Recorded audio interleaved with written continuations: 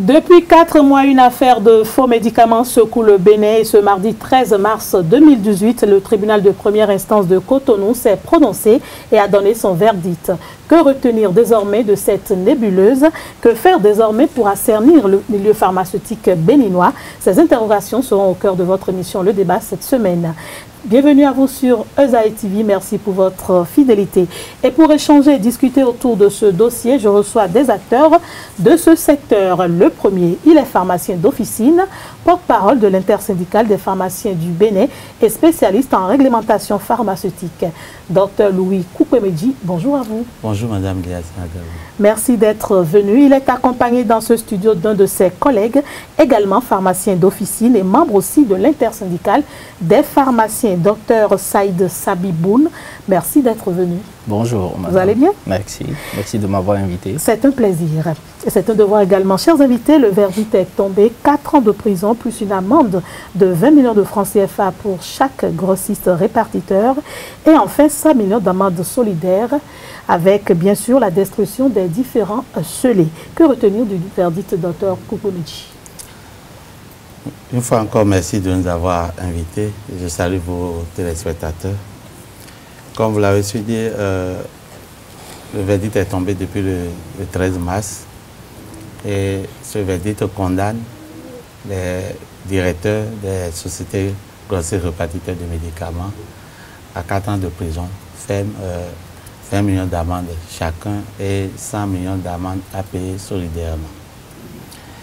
Ce verdict, une fois que ça a été rendu, nous sommes réunis en assemblée générale au niveau de l'intersyndicale des pharmaciens du Bénin. Nous l'avions examiné, nous en avons pris acte, quoique ce verdict nous a fortement surpris. On va revenir peut-être sur le détail. Mais puisque le dossier est encore pendant devant la justice, nous sommes dit qu'il faut que nous soyons respectueux de nos institutions. Et donc nous laissons le tribunal continuer son travail parce que les avocats ont interjeté appel. Docteur Sabiboun, est-ce que vous êtes surpris du verdict? Les décisions sont-elles hâtives, suffisantes ou inappropriées selon vous? Alors, comme l'a dit mon confrère Liu, je vous remercie déjà pour nous avoir invité, l'occasion qui nous est faite de prendre la parole. Je salue également vos téléspectateurs. Alors, et comme l'a dit Dr Louis, le verdict nous a surpris, mais il faut savoir que les pharmaciens sont d'abord des citoyens béninois qui sont très respectueux des institutions de la République. Le verdict, au vu des accusations et au vu de tout ce qui a été démontré au tribunal, nous a vraiment surpris. Mais cependant, on se réserve de faire de commentaires par rapport à ce verdict parce que le procès n'est pas encore fini. Je pense que les avocats ont fait appel. Donc nous allons attendre que l'affaire aille en appel avant de pouvoir nous prononcer réellement dans le fond de l'affaire. Donc vous attendez la décision définitive du tribunal, c'est ça? Exactement. Bon. Au cours du procès, on nous a parlé de complicité d'exercice illégal de la pharmacie, de la vente de substances médicamenteuses falsifiées. Est-ce que vous vous retrouvez dans ces mots? Écoutez, madame, comme l'a dit docteur... Vous étiez au procès? Nous y étions. Comme l'a dit mon confrère, nous sommes dans une république organisée où chacun joue son rôle. On a l'exécutif, le judiciaire, voilà, le législatif. Et puis nous aussi, à professionnels, nous avons nos rôles que nous jouons. Donc ici, c'est le procureur qui accuse, qui qualifie les faits. Et il revient au juge de dire si ces faits sont prouvés ou pas. Et donc, comme vous en avez entendu parler, c'est de la même façon nous aussi nous en avions entendu parler. Bien évidemment, si la justice reproche quelque chose à un non-pharmacien et que ce qui lui est reproché est prouvé, s'il est démontré qu'un pharmacien a pu l'aider à faire chose, c'est ce qu'on appelle complicité de l'exercice illégal de la pharmacie. Est-ce que c'est le cas? Ce n'est pas à nous de répondre. Il revient à la justice de pouvoir donner des réponses à tous ces... Mais nos internautes nous suivent et ont besoin d'avoir des réponses, ont besoin d'avoir votre argumentaire sur la question, puisque la pharmacie au Bénin est très bien réglementée. Il y a un ordre qui s'en occupe. Oui. Et vous êtes organisé même en syndicat. Est-ce qu'aujourd'hui, les populations peuvent soupçonner la présence de médicaments falsifiés dans nos officines aux pharmacies? Merci beaucoup, madame. Là, vous touchez un point qui nous intéresse beaucoup parce que la communication qui a été faite autour de cette question, c'est ça qui nous a vraiment amené à sortir de notre réserve. Et aller à l'Assemblée générale. Voilà, pour pouvoir quand même éclairer la lanterne de nos populations. Parce que, comme vous le savez, depuis le début de l'affaire, nous, on a gardé le silence en disant qu'il ne faut rien dire qui entrave le travail de la justice. Et puis après, dès le rendu du verdict du tribunal, nous avons vu qu'il y a une sorte de communication autour de l'affaire et qui, on ne prend pas garde, et donc de semer de confusion dans la tête des citoyens. Qu'est-ce que je veux dire? Les établissements pharmaceutiques, qu'ils soient industrie pharmaceutique, oui, grossistes répartiteurs, des officinaux, c'est-à-dire que les pharmacies qui sont beaucoup plus proches des populations, parce que lorsqu'on évoque la pharmacie, nos citoyens ne voient que là où ils vont acheter le médicament. Ce n'est pas la seule la pharmacie. La pharmacie a plusieurs volets qu'on peut appeler aussi spécialités. Allez-y dans les détails. Alors, quand vous prenez la pharmacie, pour être un pharmacien, un docteur en pharmacie, il faudra, c'est Bac plus 7 ou plus 6 dans certaines universités. Mais après cela, ça c'est le diplôme de base pour tout le monde. Quand vous sortez, vous êtes pharmacien. Mais à partir de là, vous pouvez décider de vous spécialiser. Il y a des gens... Un peu comme chez les médecins. Un peu comme chez les médecins. Donc, il y a des gens, par exemple, le médicament même est fabriqué par le pharmacien. Là, on les appelle des industriels ou galénistes. Alors, donc, ici, il faut faire peut-être un master, 2 ans, ou peut-être plus que ça, pour être un pharmacien industriel. Vous avez des pharmaciens qui, eux autres, décident de faire de l'importation et de la répartition. Et donc, c'est eux qu'on appelle des pharmaciens répartiteurs ou grossistes répartiteurs. Ça aussi, ça demande une expertise supplémentaire en plus du doctorat qu'ils avaient déjà. Et vous avez des pharmaciens d'officine qui, rien qu'avec leur doctorat, leur diplôme de base, peuvent demander une autorisation à exercer. Mais n'empêche pas que ça aussi, ça nécessite une spécialisation aussi, parce que ce n'est pas pharmacien d'officine qui veut. Et puis, vous avez des pharmaciens qui travaillent même à l'hôpital, qu'on appelle des pharmaciens hospitaliers. Et il y en a même qui sont même au lit du malade avec les médecins, qu'on appelle les pharmaciens cliniciens. Et puis, il y a des pharmaciens qui exercent à l'université, qui sont enseignants-chercheurs. Et il y a ceux qui sont au niveau donc de l'administration de tout le secteur, et ils sont des cadres de conception et tout. Et vous en avez notamment, par exemple, qui sont au niveau de la direction des pharmacies et qui, dans le même temps, jouent le rôle de pharmacien inspecteur. Donc, ça aussi, c'est une spécialisation. Ça demande tout au moins qu'on fasse 2 ans d'études en inspection pharmaceutique en plus de son doctorat. Et puis, vous en avez qui travaillent au niveau de laboratoire de contrôle de qualité du médicament.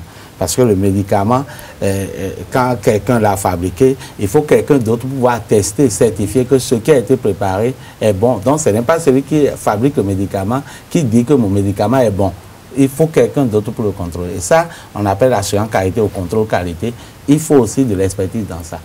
Donc, notre domaine, c'est un domaine aussi vaste comme la médecine, où les gens se spécialisent. Revenant à votre question, depuis que cette affaire a commencé, nous, pharmaciens d'officine, majoritaires dans le pays, parce qu'on a un peu plus de 500 pharmaciens au Bénin, mais sur un peu plus de 500, vous avez plus de 300 pharmaciens qui exercent en officine. C'est eux que les populations connaissent. C'est pourquoi nous disons que c'est la pharmacie qui est la vitrine de la profession. Voilà une affaire qui surgit, nous on ne comprend rien, mais les populations nous posent des questions tout et tout. Et c'est pourquoi nous aussi nous avons dit, nous préférons laisser la justice clarifier, et soit que nous aussi nous puissions avoir les bonnes informations pour pouvoir expliquer aux populations ce qui s'est passé. Mais lorsque le verdict est tombé, alors que tout le processus n'est pas encore terminé, on a entendu dire qu'on a des faux médicaments dans nos pharmacies. Et ça nous a extrêmement choqués. Pourquoi cela nous choque? Parce que ces officines de pharmacie sont autorisées par l'État. C'est l'État qui a donné l'autorisation d'ouverture. Et l'État a l'obligation de protéger ses citoyens. Et donc, il y a tout un système de contrôle qui sécurise le médicament. Et donc, nos officines sont sous le contrôle permanent de l'administration. Madame, vous, je vous ai apporté là des documents. C'est des certificats d'analyse. Parce qu'il y a, comme je vous ai dit tout à l'heure, le laboratoire national de contrôle de qualité qui passe dans les officines, à l'improviste comme ça, procéder à des échantillonnages, des prélèvements qu'ils vont analyser chaque année pour essayer de voir est-ce qu'il n'y a pas des médicaments falsifiés qui se sont introduits dans la pharmacie, ou bien est-ce que les médicaments, même bons au départ, n'ont pas été mal conservés et sont été dégradés au cours du temps. Et voilà, ici, vous avez les résultats, par exemple, de 2015. Vous regardez, vous allez voir, à chaque fois, c'est mis échantillon analysé conforme. Et c'est comme ça un peu partout. Vous avez pour voilà le certificat d'analyse de 2016, Voilà, 2017. Déjà là. Voilà, 2018. Je vous ai amené pour les 4 dernières années. Et à aucun moment, par exemple, il nous a été reproché de détenir à l'officine un médicament falsifié. Nous n'en avons pas connaissance, en tout cas. Et patatras, un matin comme ça, toute la presse nationale et internationale dit que mais, les pharmaciens béninois là, ils commercialisent des médicaments falsifiés. C'est quand même assez c'est grave comme déclaration. Et c'est ça qui nous a fait sortir de notre réserve. Nous avons dit il faut que nous puissions expliquer. Et donc ceux qui portent cette accusation, il faut qu'ils veuillent bien nous apporter des preuves. Parce qu'aujourd'hui, on ne peut plus se satisfaire uniquement des déclarations. Si quelqu'un déclare quelque chose, il faut qu'il en apporte des preuves. Voilà les preuves que nous apportons pour montrer que nous sommes ne sommes pas ex nihilo, ne sommes pas comme une coupée du monde, mais nous exerçons sous le contrôle étroit donc, de l'administration. Et à partir du moment où l'administration ne nous a jamais rien reproché, je ne vois pas pourquoi du jour au lendemain, on dit à tous les citoyens que nous commercialisons des médicaments falsifiés.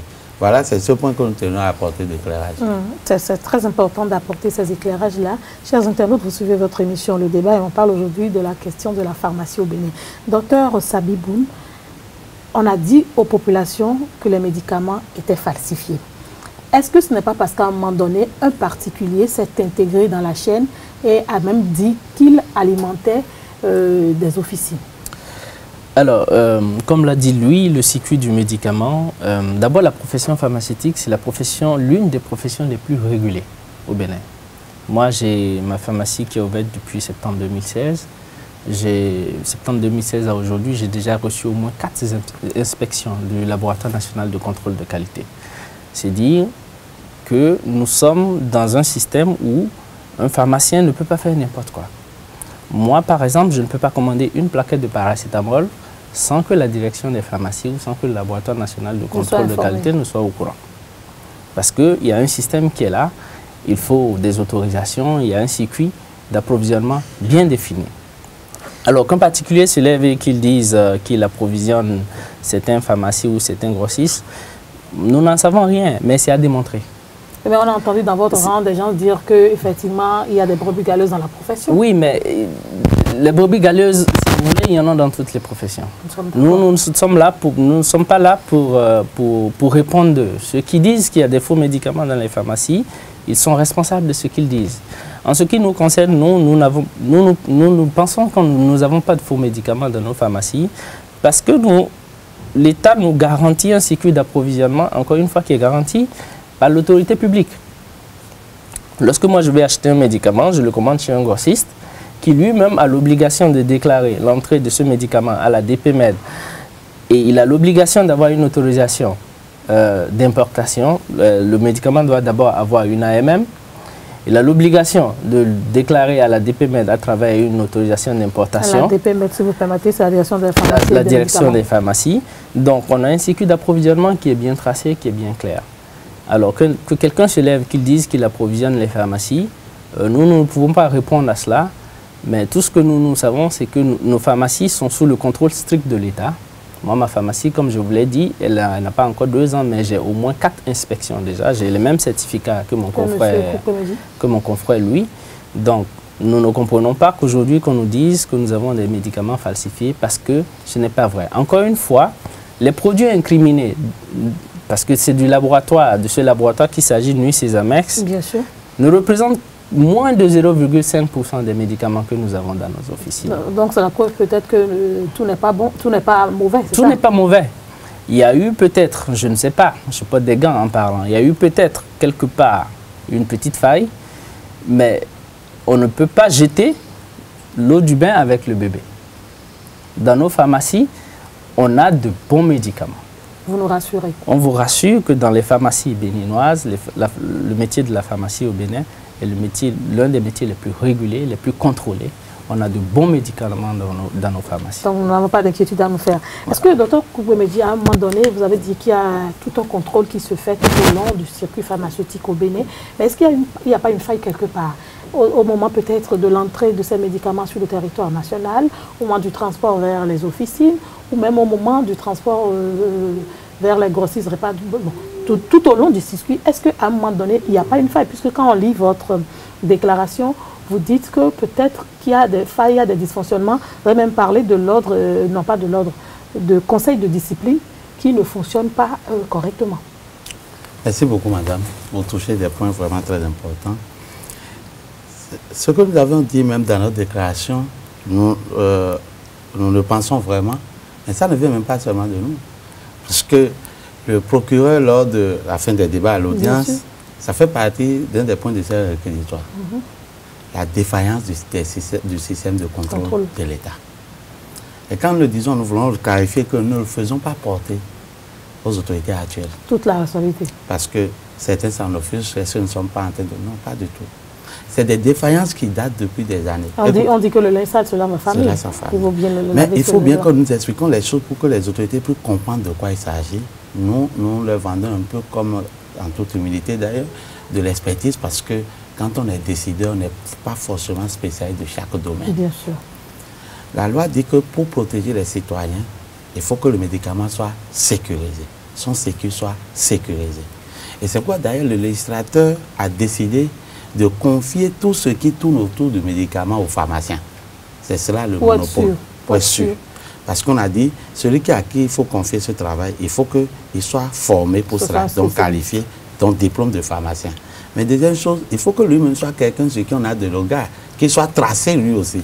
Et c'est pourquoi on dit qu'il doit s'inscrire à l'ordre. Pour ne pas tout se permettre. Voilà, il doit s'inscrire à l'ordre et après son inscription à l'ordre, il doit s'adresser à l'administration pour obtenir les autorisations nécessaires pour exercer. Ça, c'est ce qui concerne le pharmacien lui-même. Et puis, la loi dispose qu'au cours de son exercice, toute opération, toute activité liée aux médicaments doit être contrôlée par l'État. Parce qu'on dit la confiance n'exclut pas le contrôle. L'État est le dernier recours en matière de contrôle. Et donc, il y a un certain nombre de fonctions que nous appelons des fonctions réglementaires qui sont dévolues exclusivement à une structure de contrôle de l'État qu'on appelle la direction de la pharmacie. Au nom de ces fonctions, vous avez le contrôle à l'importation. Tout ce qui doit rentrer doit être contrôlé. Et c'est pourquoi c'est elle qui délivre l'autorisation d'enlèvement des conteneurs lorsque ça arrive. Vous avez ce qu'on appelle la surveillance du marché. Et cette surveillance du marché, ça comprend l'inspection de tous les établissements, ce qu'on appelle les inspections pharmaceutiques. Donc, c'est des pharmaciens inspecteurs qui débarquent à l'improviste et qui viennent vérifier si les normes sont respectées. Les normes réglementaires sont respectées. Vous avez ce qu'on appelle même la pharmacovigilance. C'est-à-dire que, madame, lorsque vous venez acheter un médicament à la pharmacie, l'État a un regard sur vous pour dire quel effet le médicament, en dehors de l'effet thérapeutique que vous recherchez, l'effet bénéfique que vous recherchez du médicament, est-ce que le médicament n'a pas eu d'autres effets indésirables sur vous? Et on va tracer dans la communauté... Des effets secondaires différents de ce qui est prévu. De ce qui est prévu. Parce que ça peut avoir un effet, par exemple... Écoutez, il y a des enfants qui ont pris, par exemple, des médicaments qui ont fait ce qu'on appelle des chocs anaphylactiques et qui sont décédés sur place. L'État, un seul citoyen qui est touché, ça engage la responsabilité de l'État. Mais ça devient beaucoup plus préoccupant lorsque ça touche plusieurs personnes à la fois. Donc, le médicament, on doit faire une veille, une vigilance sur le médicament, même par rapport à son utilisation au sein de la communauté. Et on fait le retour à l'État, ce que nous appelons des notifications. Ça, c'est la pharmacovigilance. Et c'est cette direction qui s'en occupe. Et ça se fait. Je vous fais une petite confidence. Cette fonction-là, elle existe sur papier au niveau de cette direction. Donc ce n'est pas effectif. Elle n'est pas effective. Elle n'est pas effective. Vous avez, c'est cette même direction qui doit étudier le dossier des candidats qui demandent à ouvrir un établissement, que ce soit l'usine, Soldat. Donc ils ont en charge la délivrance des autorisations. C'est une fonction réglementaire, c'est cette direction. Vous avez cette direction qui doit s'occuper du contrôle de qualité. Parce que le laboratoire de contrôle de qualité est en quelque part rattaché à la direction. Le contrôle de l'information sur le médicament. Vous avez ce qu'on appelle les délégués médicaux là, qui passent de clinique en clinique, de pharmacie en pharmacie. Mais quel type d'information ils donnent sur le produit? Cette information... Ça aussi, ça pose problème? Ah, bien sûr. Bien sûr. Il y a des informations qui ne doivent pas aller vers le public. Et l'information, on peut donner au public des informations exagérées ou des informations erronées qui vont entraîner un mauvais usage du produit. On peut juste donner des informations pour faire le marketing. Voilà, c'est dangereux parce qu'on dit que le médicament n'est pas un produit comme un produit banal, c'est pas un produit anodin. C'est un produit dangereux. Donc on dit que ses principes actifs, c'est information et c'est la responsabilité. Et donc l'État doit pouvoir contrôler même l'information. Donc même leurs plaquettes qu'ils utilisent pour faire leur travail, ces plaquettes-là ne peuvent pas être imprimées si la direction de la pharmacie n'a pas visé le contenu de l'information. Vous avez tout un tas de choses. Il y a au moins 12 fonctions réglementaires qu'on appelle principales, sans compter les autres. Combien sont mises en œuvre? Alors, c'est là où on touche du doigt, là où se trouve la faille. Allez au ministère de la Santé, vous allez voir ce qu'on appelle direction des pharmacies, rien que les bâtiments. Et par rapport aux tâches qui les attendent, vous allez voir que c'est le jour et la nuit. Bien sûr. Deuxième chose, vous savez combien de pharmaciens il y a au niveau de cette direction depuis des années? 2. Au niveau de toute la direction? Au niveau de toute la... 2 pharmaciens. Et il y a un qui ira certainement à la retraite l'année prochaine, si mes informations sont bonnes. Depuis des années, 2 pharmaciens. Vous allez au Burkina Faso à côté ici, vous avez 50 pharmaciens. En Côte d'Ivoire, vous avez plus de 30. Donc, voilà déjà une responsabilité qui engage l'État. Et quand on dit l'État, c'est la continuité. Donc, ça fait depuis des années, c'est depuis des régimes successifs.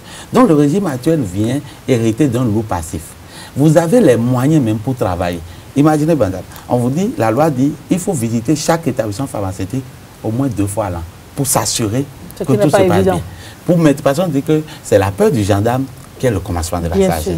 Si un pharmacien sait que je suis contrôlé au moins 2 fois à l'année et il ne sait pas quand est-ce que les gens vont débarquer, il est obligé d'être dans la règle. Pour ça, il faut des moyens roulants. Il faut un certain nombre de choses là. Les moyens, cette direction n'en a pas. Et puis, de plus en plus, on se rend compte que si à chaque fois qu'on doit aller faire ce travail, le directeur est obligé d'aller chercher l'autorisation, les ordres de mission au niveau du cabinet de mener, tout ça. Avec toute la lourdeur administrative. Voilà, donc c'est pourquoi aujourd'hui, que ce soit au niveau de l'Union africaine ou au niveau de l'UEMOA ou de l'OAS, on a recommandé qu'on autonomise ces directions en les transformant en ce qu'on appelle aujourd'hui maintenant l'Agence nationale de réglementation pharmaceutique. Ce n'est pas encore le cas au Bénin. Notre direction est tout comme une petite direction rattachée au ministre de la Santé. Et donc, vous voyez, et puis, il y a quelque chose que je n'ai pas dit. On dit l'autorisation même de mise sur le marché du médicament. C'est-à-dire qu'aucun médicament ne peut circuler dans notre État si l'État béninois ne lui a pas accordé l'autorisation de circuler. Chaque pharmacien, tout pharmacien qui détient en main comme ça un médicament qui n'a pas été autorisé, il est en infraction. Et c'est cette direction qui va faire ce travail. Et vous savez, ce travail n'est pas un petit travail. C'est un comité. Lorsque le fabricant amène son médicament avec tout le dossier, il le soumet à la direction. La direction doit réunir un comité d'experts. Donc des pharmaciens dans leur spécialité respective se réunissent pour examiner rigoureusement ce dossier. Et puis après ce comité d'experts, on fait des recommandations à ce qu'on appelle une commission nationale d'enregistrement qui a le dernier mot et qui fait maintenant un avis au ministre de la Santé pour que l'autorisation soit donnée. Donc, toutes ces fonctions, c'est cette même direction qui doit s'en occuper. On vous dit qu'il n'y a que 2 pharmaciens. Est-ce que ce n'est pas tout cela qui crée cette psychose au sein des populations et qui nous inquiète? Parce que de tout ce que vous avez cité, on a l'impression que rien ne fonctionne. Ça existe de fait. Il y a quelque chose qui fonctionne. Oui, mais quelque chose qui fonctionne, mais qui ne fonctionne pas très bien dans son entièreté. On ne peut pas dire qu'il n'y a rien de tout, non. Ce n'est pas notre intention. Je sais que ce n'est pas votre intention, mais pour le peuple, pour la population, quand on entend qu'il y a 12 fonctions réglementaires et que à peine 3, 4... et que le personnel, ne serait-ce que le personnel même n'existe pas. Il n'y a que 2 ou 3 qui sont mis en œuvre. On se demande comment est-ce que ce service, qu'est la direction de la pharmacie, peut fonctionner. Il y a ce phénomène de délégués médicaux qui pullule sur notre territoire. Tout le monde devient délégué médical. Il suffit juste d'avoir un partenariat avec une firme pharmaceutique. On apporte des médicaments, on déploie son personnel sur le terrain, on fait la sensibilisation, on informe, on dit il y a tel nouveau médicament qui guérit telle maladie, parce qu'on les connaît, on est dans le pays. Docteur Sabiboun, est-ce qu'il n'y a pas lieu de s'inquiéter? Merci pour votre question. Oui, il y a lieu de s'inquiéter parce que, comme l'a dit Dr Louis, ce gouvernement actuel hérite d'un loup passif. Ce problème perdure depuis des années et c'est normal que les gens s'inquiètent. Et nous sommes là pour dire au gouvernement actuel, d'abord pour le féliciter parce que nous avons remarqué qu'il a envie d'aller de l'avant. Et comme l'a dit lui, lorsqu'on est décideur, on n'est peut-être pas tous les jours, tout le temps au courant de tout ce qui se passe. On n'est pas spécialiste. Et en toute modestie, nous sommes là pour dire au gouvernement actuel, voici où il faut taper, voici ce qu'il faut faire, voici ce qu'il faut faire. Et je pense que pour commencer par redresser la situation, il faut revoir le cas de la DPMed. La DPMed, comme l'a dit lui, il n'y a que 2 pharmaciens pour plus de 12 fonctions réglementaires. Par un passé récent, j'ai eu à travailler avec la DPMed, j'ai vu comment ça fonctionnait. Et moi, pour avoir fait un pays qu'il a cité, le Burkina, où il y a 50 pharmaciens, sans compter les pharmaciens qui sont dans les régions et qui répondent de la DPMed. C'est-à-dire, par exemple, il y a un pharmacien qui a... Voilà. Il y a un pharmacien à Parakou, il y a un pharmacien à Boycon, il y a un pharmacien à Natitengu. Parce que la DPMed qui est à Cotonou, elle ne sait pas ce qui se passe dans les officines. C'est pas évident. Elle ne sait pas ce qui se passe dans les pharmacies hospitalières. Après, donc, même le ministère de la Santé a des directions. Exactement. Pour 2 pharmaciens, contrôler tout ce qui se passe dans le territoire national, c'est compliqué. Alors, donc, nous demandons humblement à l'État de lancer un recrutement de pharmaciens. Non, on va revenir aux propositions de réforme pour accompagner les réformes en fin d'émission, chers invités. Ouais. Voilà qu'aujourd'hui, nous avons noté beaucoup de défaillances au sein du système de contrôle des médicaments, notamment en ce qui concerne l'État, dans son rôle qu'il doit véritablement jouer. Est-ce qu'à un moment donné aussi, ce n'est pas les cris de cœur, les coups de gueule de vous, pharmaciens, qui a amené l'État à jeter un regard dans votre secteur? Parce que la crise perdure depuis des années. On a vu beaucoup de pharmaciens dire que ça ne va pas. On a même vu 2 ordres naître à un moment donné. Aujourd'hui, on se demande combien d'ordres de pharmaciens existent. Voilà que le gouvernement vient de décider maintenant de suspendre l'ordre des pharmaciens. On se demande quel ordre des pharmaciens est suspendu. Oui. Parce qu'on a reçu des pharmaciens de ces ordres-là ici. Eux aussi se plaignent. Finalement, est-ce qu'aujourd'hui, vous rassurez les populations que vous êtes désormais unifiés, déjà, en votre sein, Dr. Louis Kouroumédi? Merci beaucoup, madame.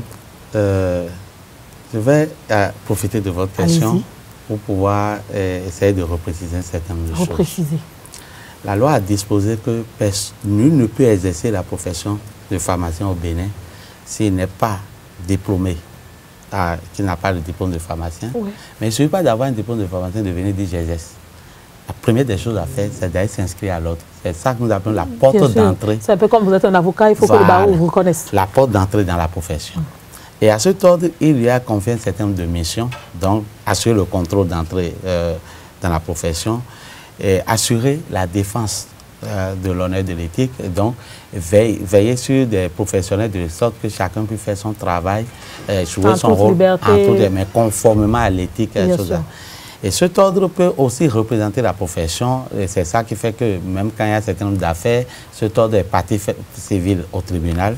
Et enfin, la loi lui donne les prérogatives de pouvoir sanctionner des professionnels qui s'écartent peut-être des règles. Parce qu'on sait que dans toute profession, vous avez beau donner un blanc-seing à la personne au départ par rapport à sa moralité. Et puis l'entre, avec le temps, peut-être, l'homme est changeant. C'est comme dans notre métier, on a un organe qui se charge de l'aspect de la déontologie. Donc on a un tribunal interne qu'on appelle le tribunal disciplinaire, qui est la chambre de discipline, qui est celui-là qu'on est de ces cas. Et à l'intérieur de cette chambre, c'est des pharmaciens. Mais comme on n'est pas des spécialistes du droit, la loi a disposé qu'il faut à la tête de la chambre un magistrat qui doit être mis à disposition par le garde des Sceaux, ministre de la Justice. Voilà un peu comment ça fonctionne. Et puis la loi dit qu'il faut des mandats de 4 ans. C'est à l'occasion du renouvellement du mandat de cet ordre en décembre 2014 qu'est apparu un contentieux électoral. Mais dès le départ, l'administration avait déjà reconnu un ordre qui est sorti de ces élections parce que, ayant estimé que cet ordre avait respecté le cadrage pour l'élection de cet ordre-là, de ce bureau de l'ordre, avait respecté le cadrage. Et donc, l'administration avait déjà reconnu un bureau sorti. Et puis, dans la suite, on ne peut pas interdire à un camp ou un citoyen qui estime qu'il a été lésé au cours d'une élection, donc de protester, de saisir. Et il y a le camp protestataire qui a saisi la Cour suprême.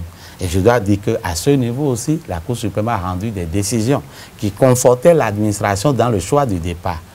Mais, vous savez, on ne peut pas empêcher quelqu'un de compter.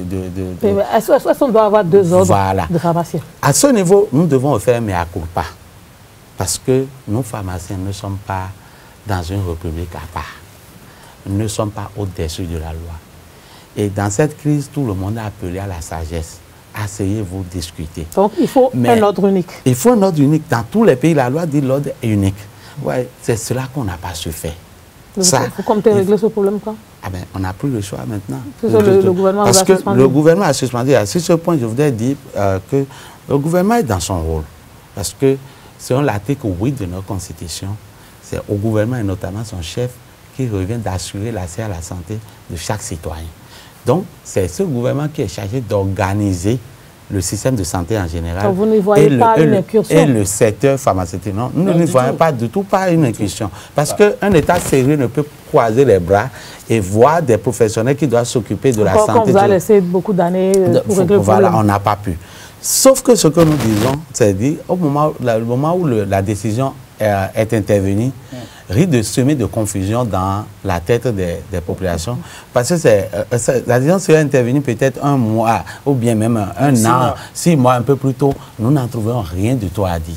Nous avons réagi un peu par rapport à cette décision que nous sommes surpris. Par rapport à la proximité avec le Voilà, parce que les gens peuvent penser que c'est comme si l'ordre était impliqué dans l'affaire qui est pendant devant ce qui nous discrédite davantage. Or, ce n'était pas le cas. L'ordre n'a pas été interpellé dans le dossier, l'ordre n'a pas été écouté, l'ordre n'est pas poursuivi.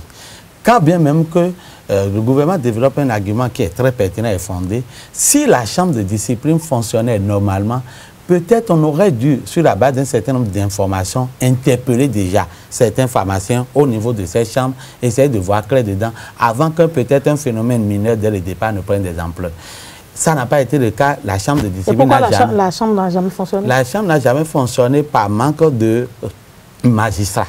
Parce que pendant longtemps... Vous avez demandé à l'État de vous... On a demandé, et l'ancien régime, le régime précédent, avant de passer service, le garde des Sceaux, Mme Wantor, je crois que c'est elle, le dernier ministre de la Justice de l'autre régime, qui a pris un arrêté pour nommer les magistrats. Mais il fallait les installer. Et quand le nouveau régime est arrivé, on s'en est ouvert aussi au garde des Sceaux pour lui demander d'installer les magistrats. Mais il a eu une position de réserve justifiée sur la question parce qu'ils arrivent et ils voient qu'il y a une crise au sein de la profession. Les gens parlent de deux ordres.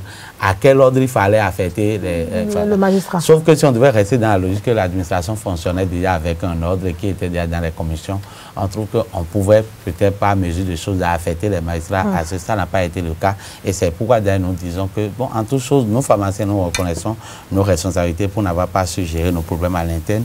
Mais il y a également la responsabilité de l'État qui nous semble un peu considérable dans cette affaire en ce qui concerne la direction de la pharmacie, le laboratoire de contrôle de qualité et le fait de n'avoir pas affecté et installé des magistrats au niveau de la chambre de discipline. Voilà que désormais le gouvernement prend ses responsabilités, comme vous le dites, et vous retire l'autorisation d'exercer. Désormais, il n'y a plus d'ordre.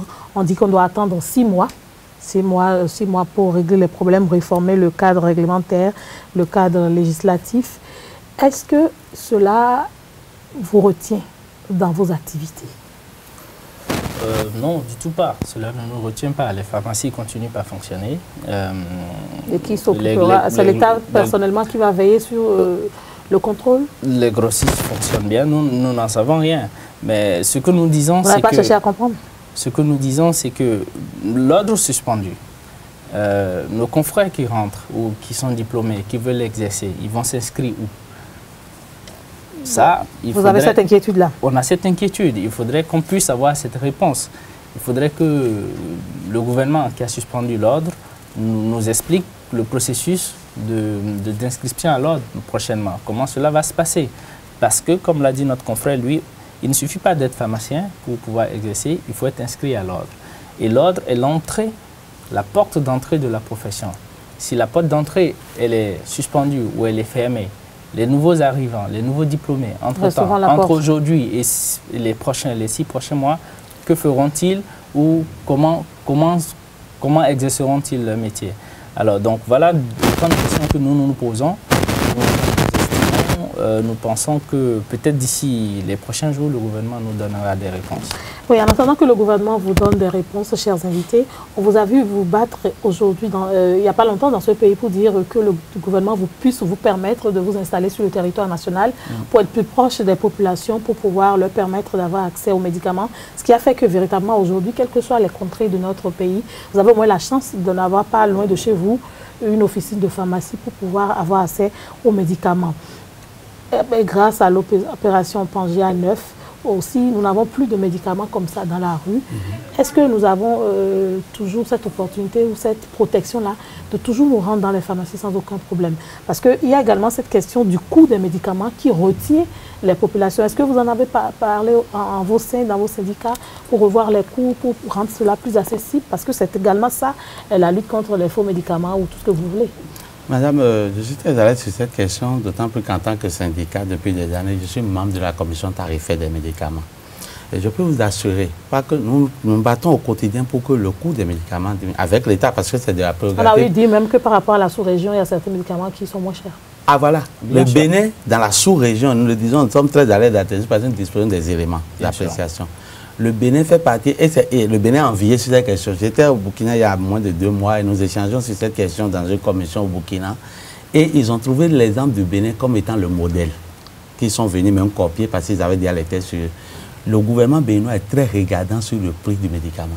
Vous avez vu comment le prix des carburants est encadré chaque mois. C'est exactement comme ça au niveau de la pharmacie. Et notre gouvernement se bat de telle sorte qu'il faut que les prix soient bas. J'ai été heurté un jour de voir qu'un médicament, un colis qu'on met sur l'œil, qui coûtait 7 000 francs ici, il n'y en avait pas, on était en rupture. Et de passage à Abidjan, j'ai décidé d'aller acheter à un de mes clients qui en avait besoin. Vous savez à combien j'ai trouvé ça? À 11 200 francs. 7 000 et 11 200 francs. Ne disons pas pour dire que tout est rose ici, mais sur le prix. Et puis, on ne va pas s'arrêter. C'est au Bénin, il y a les inspecteurs du commerce passent dans nos officines pour vérifier. Qu'est-ce qui explique alors la différence de prix dans certaines pharmacies? Voilà, merci beaucoup.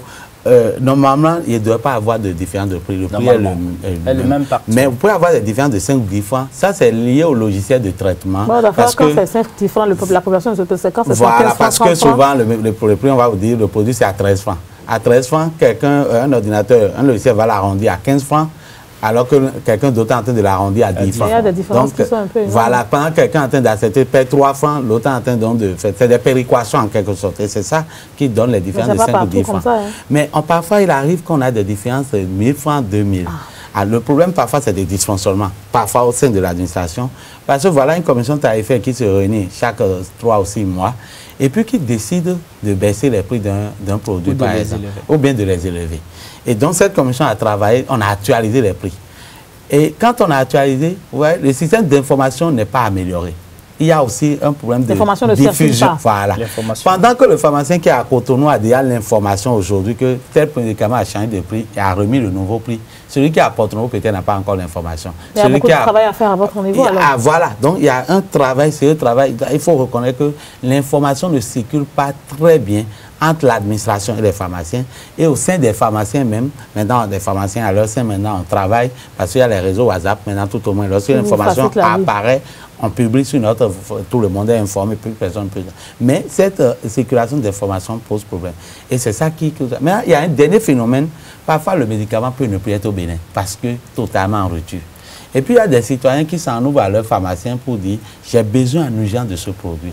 Lui, il commande le produit chez de ses confrères, peut-être au Burkina, au Togo, ou peut-être en France, où le prix n'est pas le même. Parce que les autres sont plus chers que nous. Quand vous achetez dans une officine en France, c'est cher. Et ça va venir par avion. Je peux vous assurer que si ces produits, les pharmaciens qui prennent le risque de le faire ne gagnent même pas un seul rond.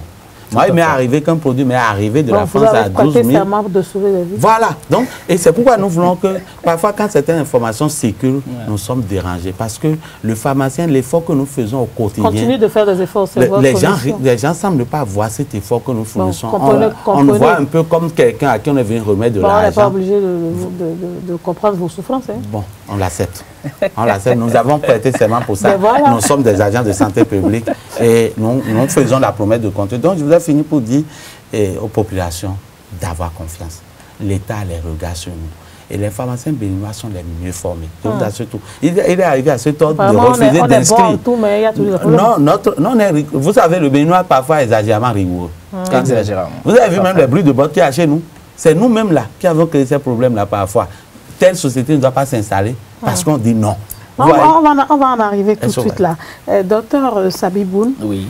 Pourquoi est-ce qu'au Bénin, quand des médicaments ne doivent plus être consommés, vous ne faites pas comme dans les autres pays en sortant des listes pour dire aux populations ne consommez plus et qu'on est obligé d'avoir des listes venues d'autres pays pour dire que tes médicaments n'est plus de bonne qualité parce qu'il ne faut pas seulement s'occuper que de la tarification? Bien sûr. Alors, c'est toujours le même problème.